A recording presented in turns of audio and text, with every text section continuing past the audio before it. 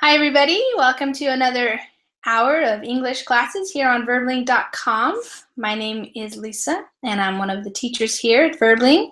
And in this hour, we're going to be having a reading class where we're going to be reading an article from the New York Times, which is an opinion piece from a neuroscientist guy who started doing MRI scans on dogs. And so the article is called Dogs Are People Too. So it's kind of an interesting idea. Lots of people around the world have dogs and love their dogs.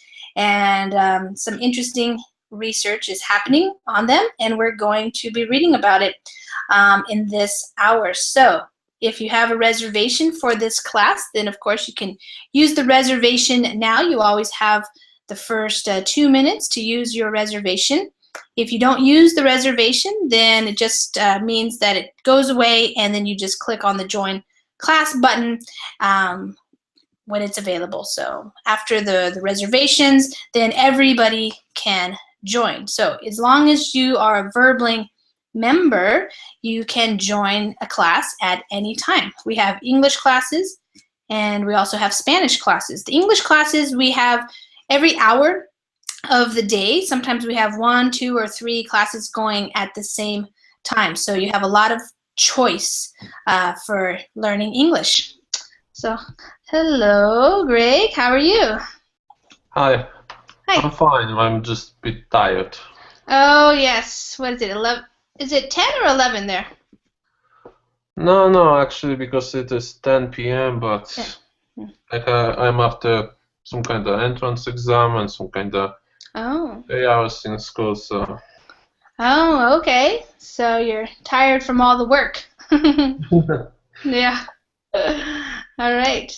Hi, Antonio. Hi, nice How are to you? see you.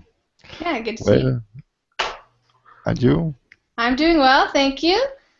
So, Antonio, you're from Spain, I'm from Spain, yes. the southern From you part. know? I've just looked at your profile. Okay. Yeah. If you click on the person in the right-hand corner of the square, there's like a little arrow, and if you click on it, then you can go and look at the person's profile and that type of thing. So I see that you're from Almeria. Wonderful. Yes. Awesome. Do you know Okay. it? I have another student who is from Almeria, actually, yes. So I'm Yes. familiar with the area now a little bit. I've never been there personally, but I've been to other parts of Spain, so I'm familiar with that area now. What's the area? I just learned about Cabo de Gata or something. Is that? Yes. Yeah, the natural area there with the water and everything. Yes. It's Yeah, a natural park. yeah, that looks really cool. Yes. Where Yeah. the nature is protected Mm-hmm. against the intruders, no? Oh, yeah, maybe people coming from other countries or something. No, Yeah. no, in this reason. Oh, I see. It's protected It's protected. against the fisherman, Oh, yeah, right. Yeah, that's true. the is forbidden to go camping there, Mm-hmm. something like that. Right. Now I remember that. Yes, that's true. So it's protected area, natural environment. Okay, great. Well, welcome to class, you guys. Maybe we'll have some other people join us. Not sure what's going on today. The nice thing about Verbling for you guys is we have teachers teaching every hour, so we never know who's going to show up to class, but you can count on somebody being here to teach a class. So you guys can just come anytime, and whoever's here, you can join the class if you'd like. You can also make reservations ahead of time, of course. All right, so let's go to this. I like to do reading classes. I'm doing a couple today. I don't usually do all reading classes in a day, but I decided why not? Sometimes I do reading, listening, speaking. I do a lot of speaking classes, writing classes as well. But I like the reading classes because you get to do a lot of things. So I'm gonna read some. You guys are going to be reading. We're going to be going over the vocabulary, and hopefully we'll have some time to talk about it, it's kind of an interesting idea. It gets a little bit into some scientific stuff, so that might be a little harder to understand, but the main idea with the reading is to get the gist, to be using real English, not just like a lesson made for English learners, but this is from the New York Times, so it's a higher level of reading, and it's usually pretty interesting. This one is an opinion piece, and so he titled it "Dogs Are People Too." So before we start, let me just ask you guys, are you dog fans? Do you like dogs? Greg, why don't we start with you? Do you like dogs? Well, I have dogs. Oh. And, but I left that in the other country. I have to admit that I am not the biggest fan of dogs. I prefer cats. Oh, you're a cat person. But the tricky thing is that I'm allergic on, become allergic on cats, so I just, Yeah. I didn't have a choice in the house that I am here. I don't have any, I cannot have any pets, so in the UK. Yeah, okay. And Antonio, what about you? Do you like dogs? Not really. I have two turtles, two little turtles. Turtles? Oh, okay. Yes. That's cool. I had in the past birds, canary, but it died. So oh, it died. Okay. Wow. Two turtles. Yeah, dogs are interesting. Some people love them, and some people aren't that into them. Some people have always had them in their lives, and some people never want to have dogs. But Ishmael, I think, do you have a dog? No, actually, my neighbor had a Saint Bernard. Saint Bernard. Oh, wow, big dogs. Yes. Yeah. And she had a son, and she went. She walks sometimes with dog. I see him, and actually, my son wants a dog. Yeah. I want to, but our mother's is so clean. She doesn't want a dog.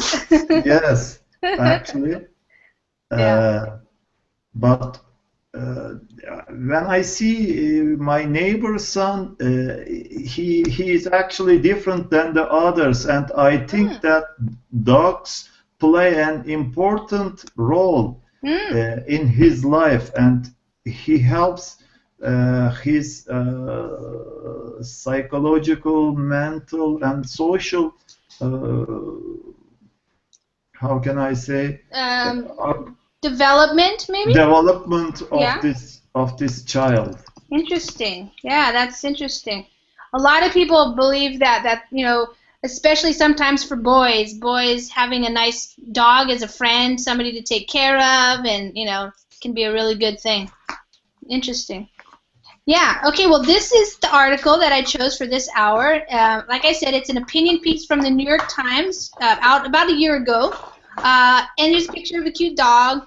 And the title, Dogs Are People Too. So it's kind of an intriguing title, and we'll get started reading. And I'm going to go over things that I think might help you understand it better. But if you have any questions, make sure you ask me as well so I can help you understand what it's about.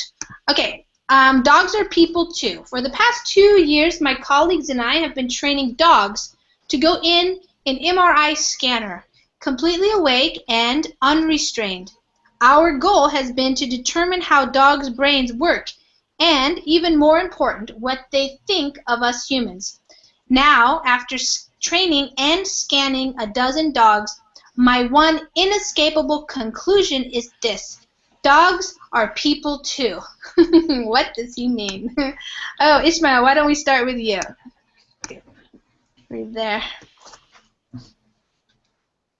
Dogs are people too. For the past 2 years, my colleagues and I have been training dogs to go in an MRI scanner, completely awake and unrestrained. Our goal has been to determine how dogs' brains work and, even more important, what they think of as us humans. Now, after training and scanning a dozen dogs, my one inescapable conclusion is this: dogs are people too. All right, so I think you guys probably know what MRI scanners are. They're much more popular nowadays, but usually only humans go inside of them. It's very new for a dog to be able to go inside. And what the MRI scanner can do is look at your brain activity, so what's happening in your brain. All right, so let's see. They wanted to put dogs in there completely awake, so the opposite of asleep, and unrestrained, so not restrained. So they wanted them to be free to move around. They didn't want to like be pushing, like holding them down with a belt or something like that. So to restrain somebody means to hold them down, like with some kind of belt or something that keeps them in a position. And unrestrained means not. So just you're free to move, but of course in an MRI scanner you're not supposed to move. Their goal was to determine or to figure out, to understand how the dog's brain works. Let's see, scanning, that's what you do in the scanner. So you get an MRI scan, or the doctor here is scanning your brain or your leg or whatever needs to be scanned. So that's the verb to scan. And so he came up with one inescapable conclusion. So his conclusion is what he believes after all of this testing. And he says it's inescapable. He cannot get away. So to escape means, to get away, but in this case, inescapable. You cannot leave. He cannot get away from this conclusion. It's the only conclusion he can stand with, which is dogs are people too. So we don't know yet what he means. Because dogs can't speak, scientists have relied on behavioral observations to infer what dogs are thinking. It is a tricky business. You can't ask a dog why he does something, and you certainly can't ask him how he feels.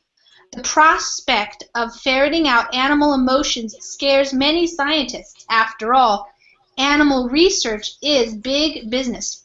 It has been easy to sidestep the difficult questions about animal sentience and emotions because they have been unanswerable until now. Okay, Greg.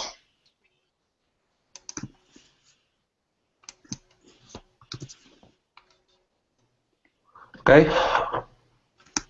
Right there. Because dogs cannot speak, scientists have relied on behavioral observation to infer what dogs are thinking. It is a tricky business. You cannot ask a dog why he does something, and you certainly cannot ask him how he feels. The prospect of ferreting out animal emotions scares many scientists. After all, animal research is a big business. It has been easy to sidestep the difficult questions about animal Sentience? Yeah, sentience. Emotion because they have been unanswerable. Because have been unanswerable. Unanswerable. Mm-hmm. Okay. Until now. Yeah. Until now. Okay. Yeah. Good. All right. So we know we can't, dogs can't speak. So people, scientists, have relied on. So to rely on something means that's what you use. You don't have anything to use to understand something. So they rely on behavioral observation. So the way dogs behave or how they act to infer. So we can't ask a dog, how are you feeling? So we have to look at what they're doing. Are they running around? Are they jumping up and down? And then we can infer. We can say, I think they're thinking this. I think they're happy. I think they're sad. I think they're upset. Something like that. But that's tricky business. So tricky business means that's kind of difficult. We don't really know if we are correct or not. We're just kind of guessing. So the prospect of doing something. So this is a phrase here, the prospect of, and then you put in doing something. It's the idea of, or this thought that you're going to be able to do something. So this plan or this idea of being able to ferret out. So ferreting out means figuring out or separating out, understanding animal emotions. It scares the scientists. Research uses animals. So if we realize that animals really do have feelings, that might be scary for some scientists. Maybe they wouldn't want to do the research on those animals anymore. So it has been easy to sidestep. Another word for a sidestep is to avoid. So you think of actually taking a step sideways so that you avoid something, so you don't get hit by something. So you just kind of, you don't address it directly. These difficult questions about animal sentience. So we talk about sentient beings. Do these beings really have feelings, emotions? Do they feel like we do? That's the idea of sentience. These have been unanswerable, so not able to be answered is what, we haven't really been able to answer those questions until now. By looking directly at their brains and bypassing the constraints of behaviorism, MRIs can tell us about dogs' internal states. MRIs are conducted in loud, confined spaces.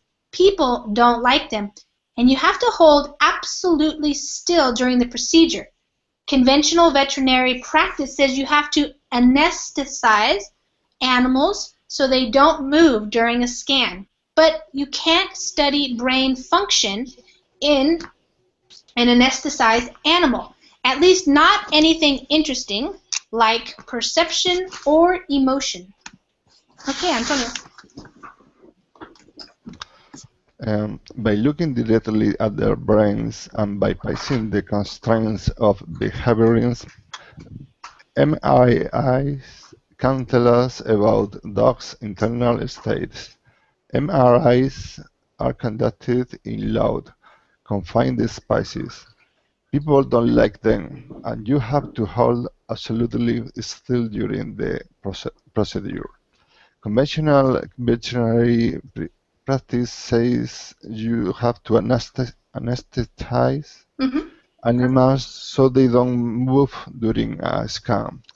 But you can't study brain function in an anesthetized animal. At least not anything interesting like perception of emotion. So when you bypass something, so the first word there, bypassing, it means you kind of skip over. You don't want to have to deal directly with something, so you just bypass it. You go around it or something. So they're trying to avoid having to deal with the constraints of behaviorism. Constraints means you don't really have freedom to discover deeply what these animals are thinking because you're only looking at their behavior. So they want to know more. They want to know what's going on internally. So your internal state is what's going on inside of you, And so they want to know what's going on inside the dog's mind. The MRIs, they're loud and they're confined. So as you can see, you can't move around. You're in a confined space. Confined would be like the opposite of an open or a free space where you could walk around and do anything you wanted. And you have to hold absolutely still. So totally still. You cannot move. To be still or to hold still means to not move. So you can't move. Conventional, that just means the normal, mainstream, whatever. So in this case, it's the veterinary practice. So the way most veterinarians think, they believe you have to anesthetize, which means to put to sleep. You use an anesthetic to put the animal to sleep so you can, work on them or do something. But of course, if you do that, you can't study the brain function, the working part of the brain. You can't do that. All right, so from the beginning, we treated the dogs as persons. We had a consent form, which was modeled after a child's consent form, but signed by the dog's owner. We emphasized that participation was voluntary and that the dog had the right to quit the study. We used only positive training methods, no sedation, no restraints. If the dogs didn't want to be in the MRI scanner, they could leave, same as any human volunteer. Okay, Ishmael.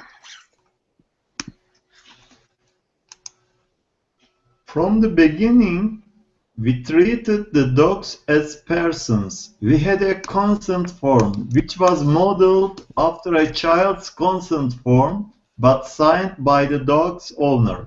We emphasized that the participation was voluntary and that the dog had the right to quit the study.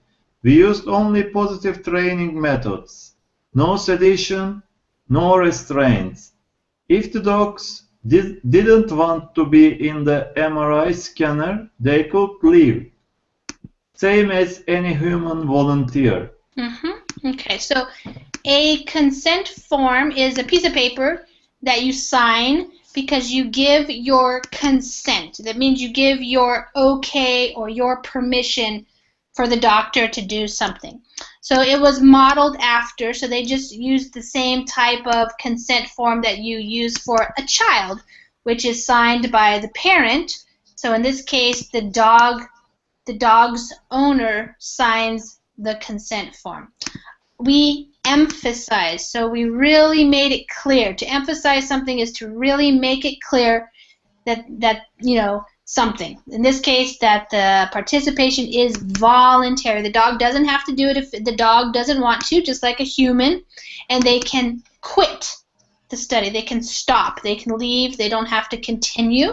They didn't use any sedation. Sedation is when you give somebody a drug to make them sleepy or to put them to sleep.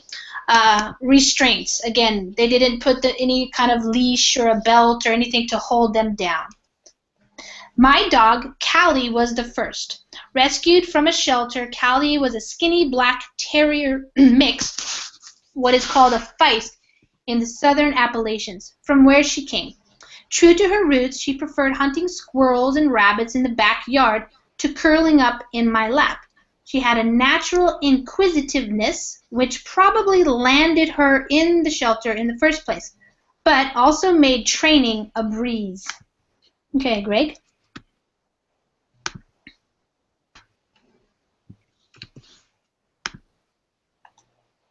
Okay. My dog Callie was the first rescued from a shelter.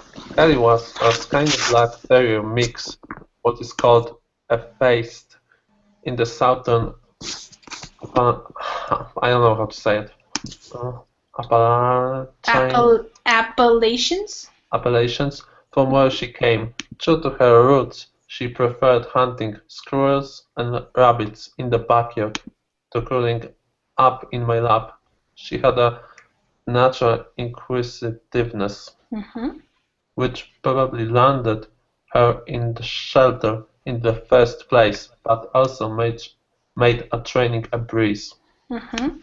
So a couple of things here, some good use of expressions. So a shelter is just usually where you find like a dog or another animal that's been given up or that's been on the streets. Somebody just kicked it out of their house or left it to, you know, to wander around the streets. So they pick up the dogs or the cats and they put them in a shelter, so a place to take care of them. So a feist is probably like a feisty dog, means has a lot of energy. So here I wanted to point this out. She preferred something, in this case hunting squirrels, to something else. So when you prefer one thing over the other or one thing to the other. So she preferred to be outside running around in the backyard hunting squirrels to curling up. So instead of curling up. So she liked to do this better. Curling up just means when a dog comes and sits on your lap, we say you curl up. They kind of, you know, bring their face into their body, and that's called a curling up. Cats do that. even more, really. She had a natural inquisitiveness. This means she likes to be curious. If you are inquisitive, if you're a person and you're inquisitive, it means you ask a lot of questions. You really want to know, why is this happening and what's that about? So this type of natural curiosity probably landed her in the shelter. That's the reason why she probably got there in the first place. So you could say, you know, stealing candy is what landed him in jail, something like that. It's the reason why the dog was there or the person was there. All right, but it made training a breeze. So if something is a breeze, it's easy. So it was very easy to train this dog. With the help of my friend Mark Spivak, a dog trainer, we started teaching Callie to go into an MRI simulator that I built in my living room. She learned to walk up steps into a tube, place her head in a custom-fitted chin rest, and hold rock still for periods of up to 30 seconds. Oh, and she had to learn to wear earmuffs to protect her sensitive hearing from the 95 decibels of noise the scanner makes. Okay, Antonio? Okay, and with the help of my friend Mark Spivak, a dog trainer, we started teaching Callie to go into MRI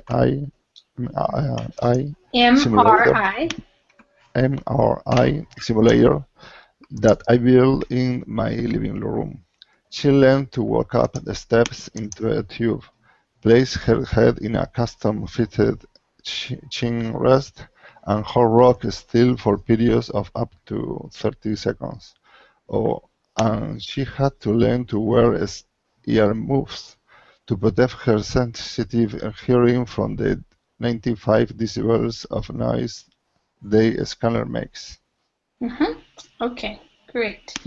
All right, so a simulator, Ishmael knows what that is. It's just, a simulator is a machine that kind of acts like the real thing that you would be doing. So in this case, it's kind of like a fake MRI machine, but it looks like it and maybe feels like it to the dog. So we say that it simulates, or it kind of makes believe that it's the same kind of thing. It's for training. Yeah?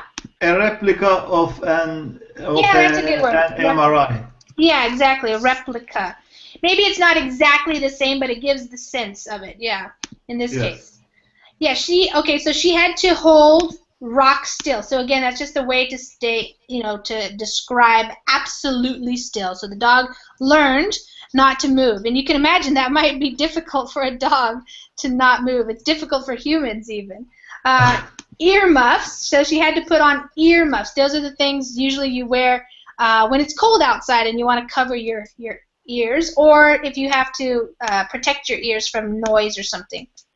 All right, so after months of training and some trial and error at the real MRI scanner, we were rewarded with the first maps of brain activity. So that's what the MRI gives you, a map of the brain kind of thing. For our first tests, we measured Callie's brain response to 2 hand signals in the scanner.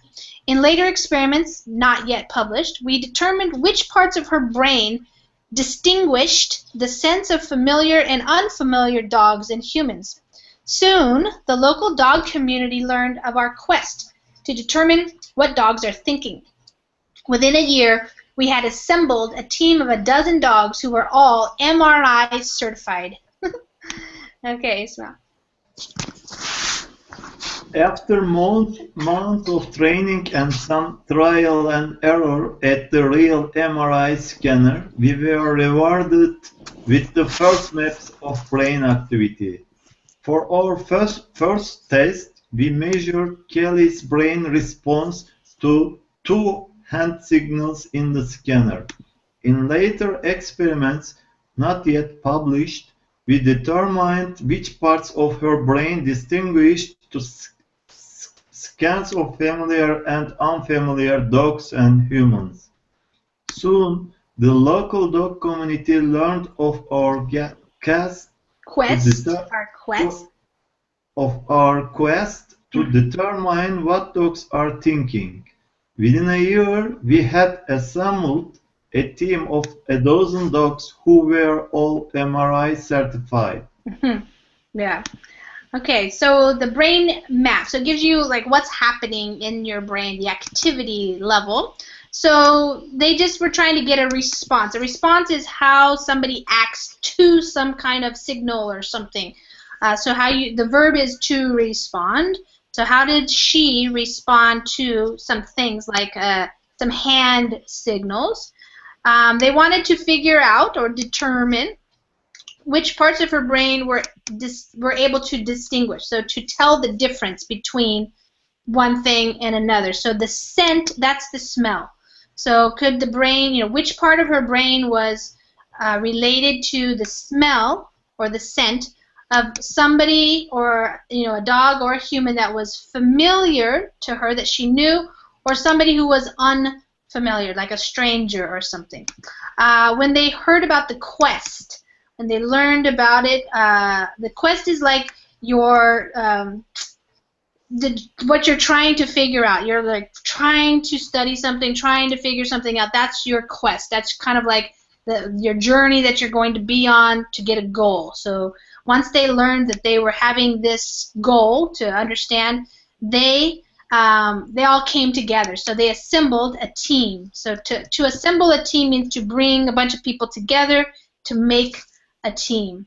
Although we are just beginning to answer basic questions about the canine brain, we cannot ignore the striking similarity between dogs and humans in both the structure and function of a key brain region, the caudate nucleus. All right, this is where it gets a little bit into the science here. Oh, where to go? Rich in dopamine receptors, the caudate sits between the brain stem and the cortex. In humans, the caudate plays a key role in the anticipation of things we enjoy, like food, love, and money. But can we flip this association around and infer what a person is thinking just by measuring caudate activity? Because of the overwhelming complexity of how different parts of the brain are connected to one another, it is not usually possible to pin a single cognitive function or emotion to a single brain region. So to pin means to like point it out. They can't say this region is responsible for this emotion. So, okay, Greg. Okay, although we are just beginning to answer basic questions about the canine Canine. Yeah, it's a dog. Yeah. brain, we cannot ignore the striking similarity between dogs and humans in both the structure and function of a canine brain region, the caudate nucleus, rich in dopamine, Yeah, dopamine. receptors. The caudate sits between the brainstem and the cortex. In humans, the caudate plays a key role in anticipation of things we enjoy, like food, love, and money.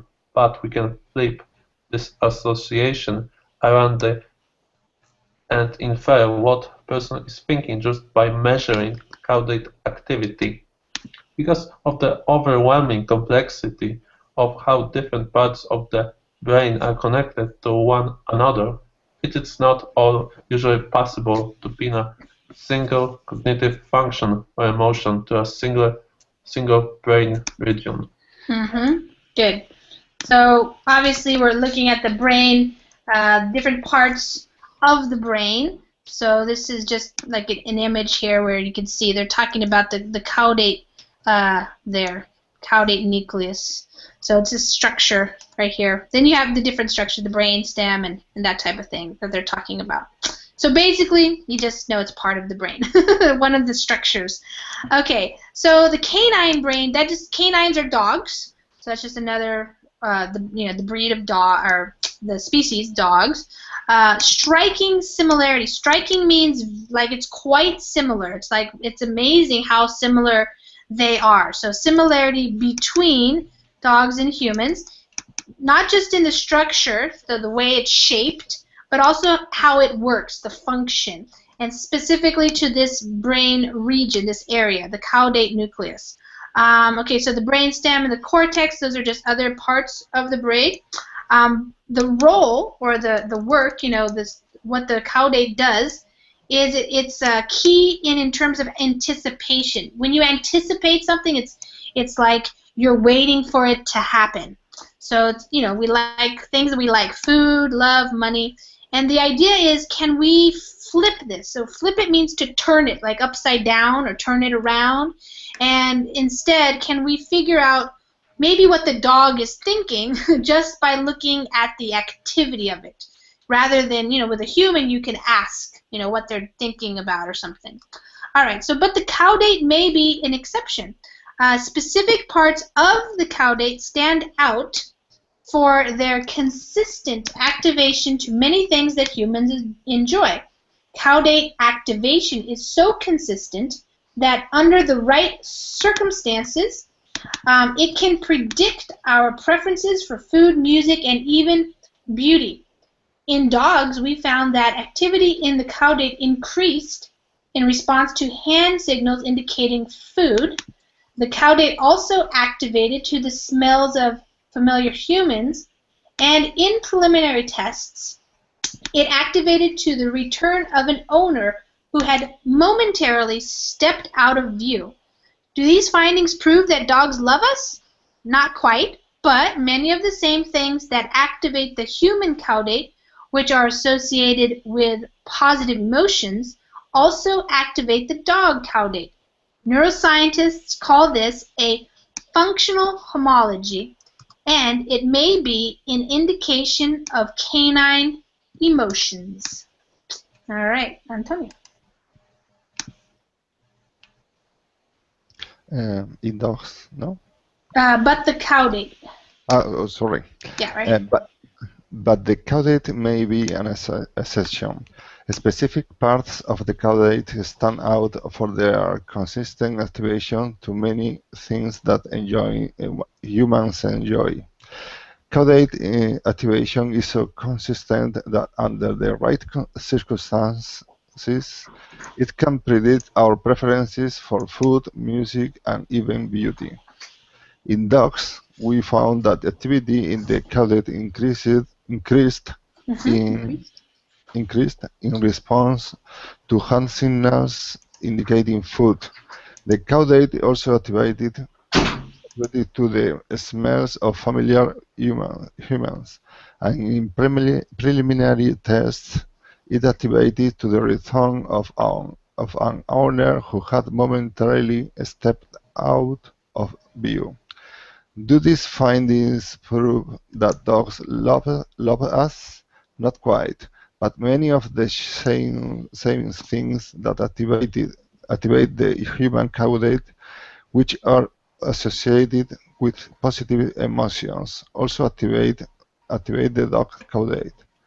Neuroscientists call this a functional homology, and it may be an indication of canine emotions. Okay. Canine. Yeah. Canine.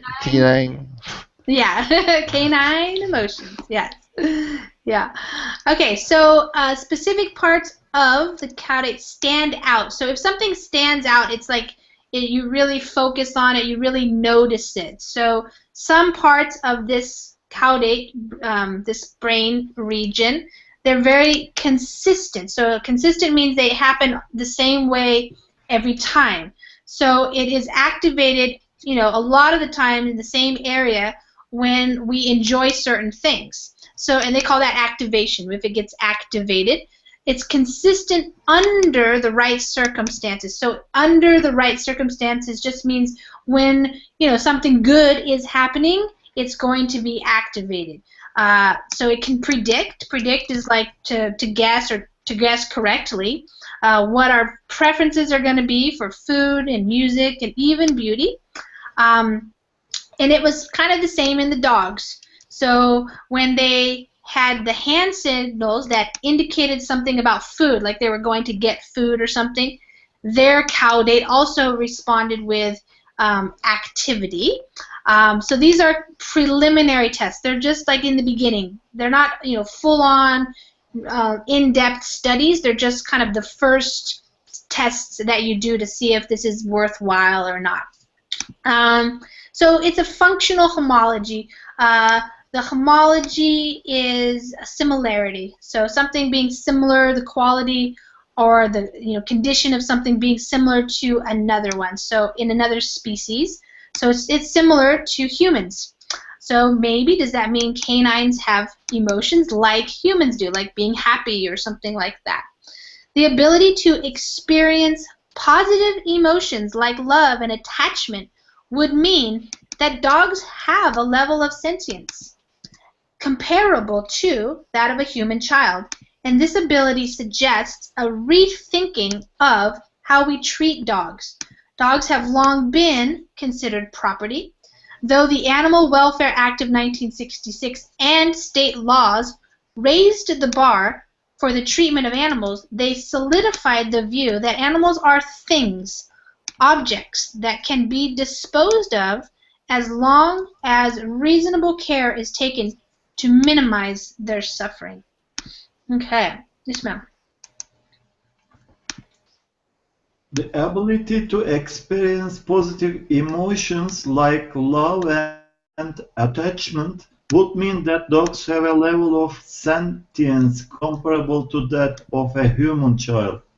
And this ability suggests a rethinking of how we treat dogs.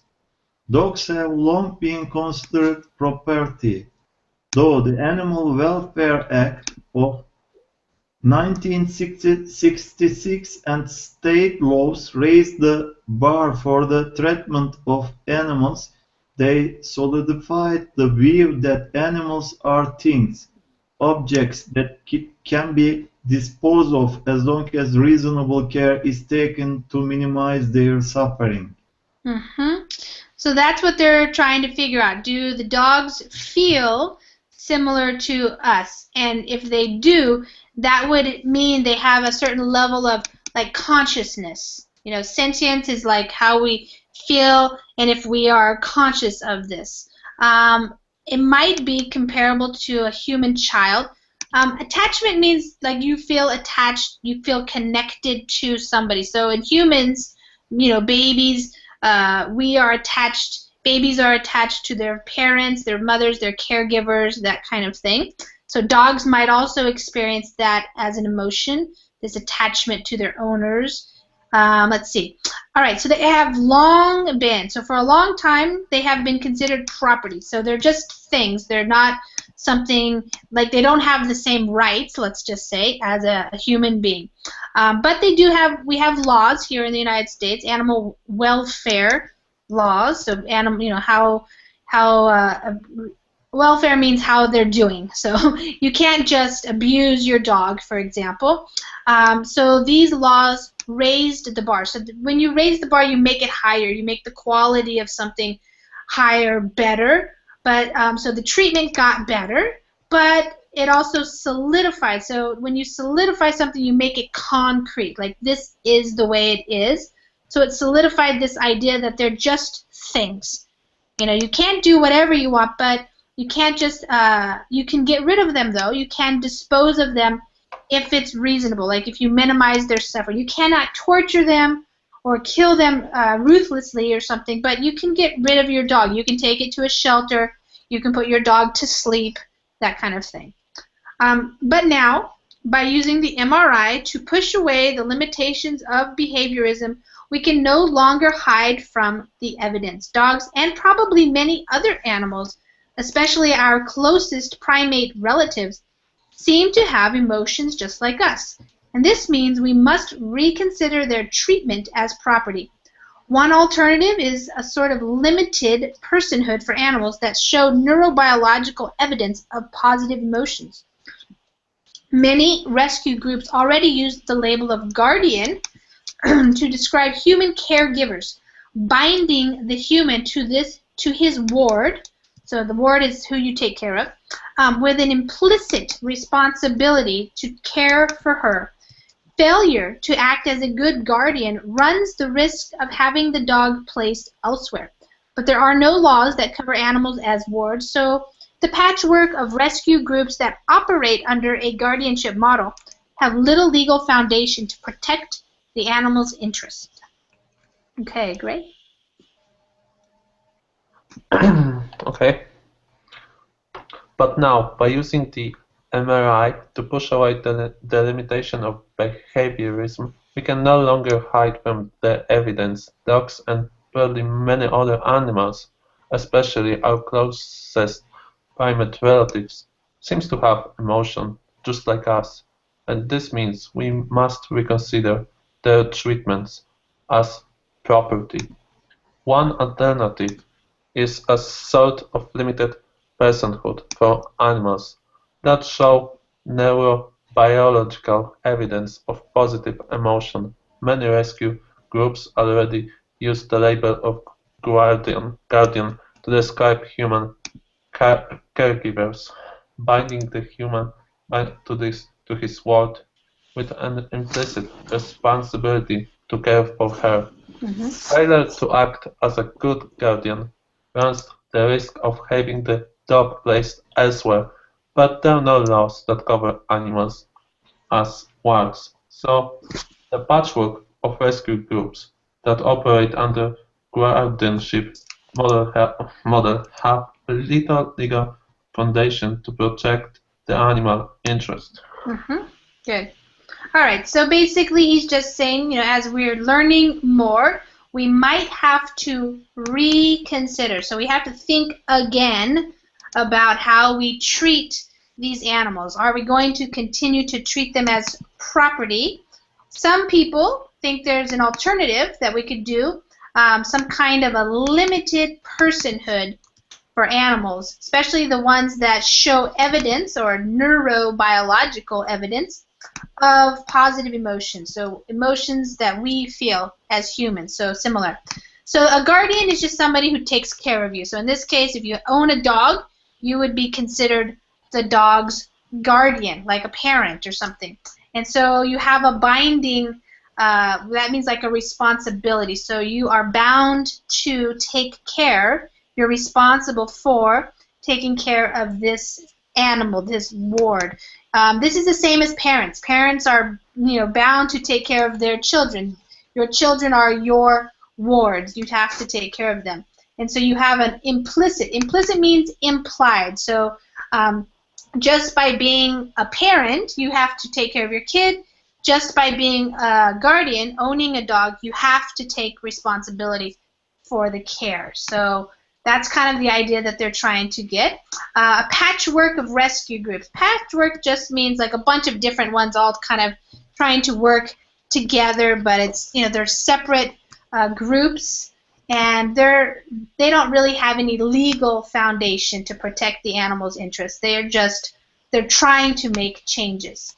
If we went a step further, move this down, and granted dogs rights of personhood, they would be afforded additional protection against exploitation. Puppy mills, laboratory dogs, and dog racing would be banned for violating the basic right of self-determination of a person. I suspect that society is many years away from considering dogs as persons. However, recent rulings by the Supreme Court have included neuroscientific findings that open the door to such a possibility. In 2 cases, the court ruled that juvenile offenders could not be sentenced to life imprisonment without the possibility of parole. As part of the rulings, the court cited brain imaging evidence that the human brain was not mature in adolescence. Although this case has nothing to do with dog sentience, the judges, opened the door for neuroscience in the courtroom. Okay, Antonio. If we went a step further and granted dogs right of personhood, they would be afforded additional protection against exploitation. Puppy mills, laboratory dogs, and dog racing would be banned for violating the basic right of self-determination of a person. I suspect that society is many years away from considering dogs as persons.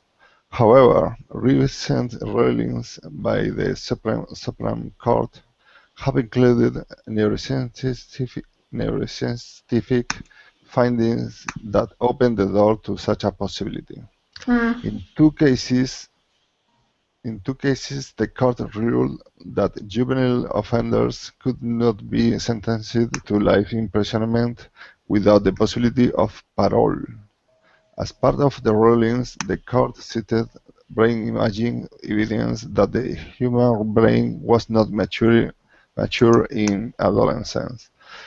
Although this case has nothing to do with dog sentience, the justice opened the door for neurosciences in the courtroom. Okay. All right. Yeah, that's great.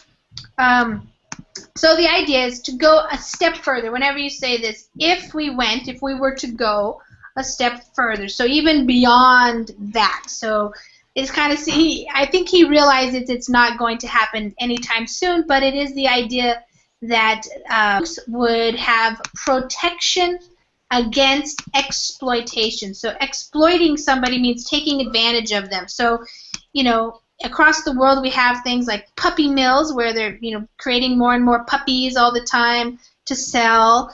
They use the dogs for research in laboratories. A lot of the dogs that are in the racing world, they're not treated very well, that kind of thing. So he thinks all of these things would be banned if they were considered, you know, some kind of type of personhood, something like that. But he says, I suspect that, you know, we're many years from considering dogs as people, as persons. But he just wants to mention that even in the United States now, they're using brain imaging evidence. So a child, you know, a young person who's a juvenile offender, somebody who is a young person who committed a crime, they cannot be thrown into jail or sentenced to life imprisonment without the possibility of parole. Parole means you can get out of jail at some point. They can't do that because they're showing through the brain imaging that the brain is not mature, so it's not fully developed, so that leaves it open to the idea that it will change and maybe that person will change. Okay, perhaps someday we may see a case arguing for a dog's rights based on brain imaging findings. George, this guy is Gregory Burns, a professor of neuroeconomics at Emory University. He's the author of How Dogs Love Us, a neuroscientist and his adopted dog decode the canine brain. So he's a big-time dog lover, I think. All right, so what do you guys think about this? We have a few minutes left in the class. You can first, if you want, you can ask me anything related to the language. Was there anything you wanted me to go over that I didn't explain? There might be quite a few words in here that are new to you. I don't know. It always depends on your background. If you have a little bit more of a science background, maybe some of these things were more familiar to you.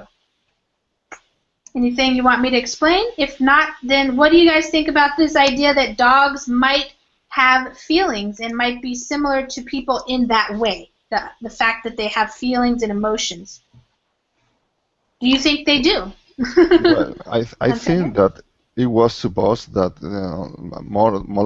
most of the people suppose that it was in this way. Yeah. Only the science has shown that with the MRI, yeah, that has confirmed yeah, right. that everybody suppose. Yeah. No? You could say the scientists are just confirming what people already suspect or they know or they think. Yeah. Yes, in that meaning. Yeah, I think that a lot of people who have dogs, especially, you know, if you live with a dog for 10, 15 years or something, you probably believe that your dog has feelings because people talk about their dogs in that way a lot of times. Ismail, you mentioned about your neighbor who has a dog. Would you say that dogs probably do have feelings based on how you see them interacting with each other?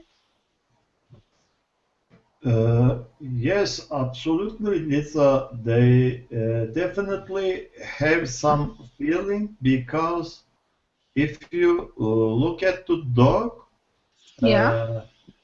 with a smiling face, it Yeah. looks it looks to you with same with a positive face, Mm. and Mhm. he understands some basic comment, and he follow the comments of uh, of their of its family Uh-huh. member Of the owners or something, yeah. or owner. Yes, Yeah. Lisa. Yeah, I was looking for And something to, Lisa, for example, yeah. if sometimes small children are afraid of this dog, and dog Yeah. uh, try to walk from away from the children. Hmm. Mm-hmm. They don't go near the children. Mm-hmm. If the children run away from the Yeah. dog also don't follow them. It walks far away from the children. Mm. Mm-hmm. Mm-hmm. And uh, we read an article in a different Verbling class about birds. Yeah. And Lisa, there was a similar situation Oh. about birds. Yes, and uh, birds are communicating with each other with twittering, and they actually understand some basic things. Wow. And Lisa, I grew up in a fishing village. I observed many wild duck and many ducks on the lake, and Mm-hmm. actually I think that uh, animals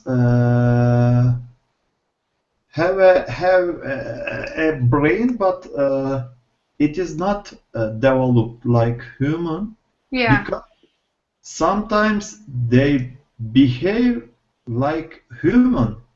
For example, uh, when a wild duck swims with their children, Mm-hmm. or We say with the offspring or something. Yeah. with their offspring, and Mm-hmm. if a cat or some other seagulls or another bird Mm-hmm. try to catch uh, its offspring, Yeah. he fight with it. Mm. I Mm-hmm. saw I To protect. saw Yeah. some father or mother duck uh, battled with cats Wow. and dogs, and yes, Lisa, Yeah. if it is offspring's life in danger, Mm-hmm. actually they behave in a different way. For example, if you throw a stone to a duck, Yeah. he run away from you. But Mm. if it's offspring's life in danger, he Mm-hmm. behave in a Aggressively, different. probably. Yeah. Yes, Yeah. Sure. To protect. Well, I think it's true what you're saying. You know, people who spend a lot more time out in nature and they have more interaction with animals, of course, they know that animals have thinking and behavior and feelings, and scientists usually want to prove it, so they have to figure out ways to prove it. So it's interesting. But thanks, guys, for coming to class. You did a good job reading this article. It's pretty tricky, good high-level vocabulary and structures. So thank you. Thank you. I have a class coming up next, so I have to go. I'll talk to you guys later. Bye. Bye. Bye. Lisa. Bye. Thank you. Thank you.